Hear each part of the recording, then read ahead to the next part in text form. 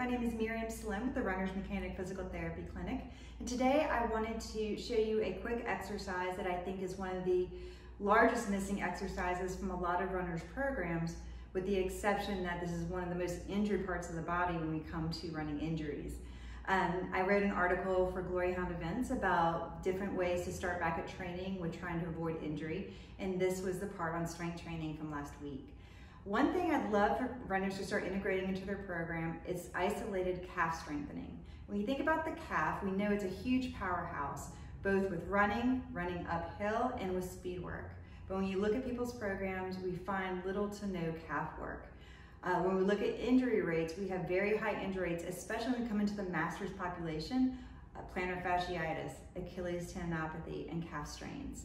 So it makes a lot of sense to actually train this muscle and increase its strength to be more resilient when we go back into performance. There's a couple of nuances to this exercise, and I'd like to give credit to these nuances for Chris Johnson. He's a PT out in Seattle, and the work of Karen Sibbelnagel, who has written several articles on Achilles tendinopathy.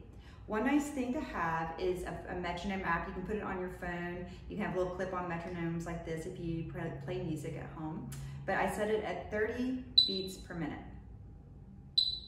Okay, and we'll use this during the exercise. When you first start to do this exercise, I kind of set up an easy setup here. You want to have either a weight plate or a book, something you can put the ball of your foot on so that you can start the angle of your ankle at about 10 degrees of dorsiflexion. So it's 10 degrees of stretch. Be sure to have something you can hold on to.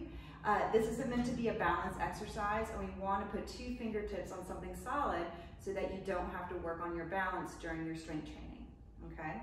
I usually recommend that people in the beginning start with holding lighter weight, maybe a 10-pound weight in the opposite arm. Later on, you can increase this resistance so that you feel at the end of your set, you're at 60 to 70% max of your fatigue level or your effort level, okay? What you do is you set your metronome so you hear the beats.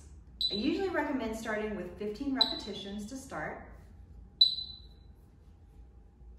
Place the ball of the foot on either the plate or the step and stand very tall. Listen to the beat and match your heel raise to the beat.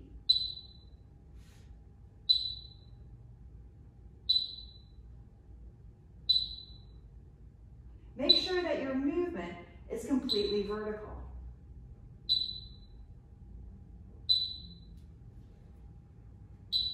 I recommend alternating, doing 3 sets on each side, and then see how you feel the next day. I think a lot of people will be surprised at the soreness they'll feel on a relatively easy exercise. Give this a try. Let me know if you have any questions. You can reach me at the runnersmechanic.com website, runnersmechanic@gmail.com for my email. Have a great day.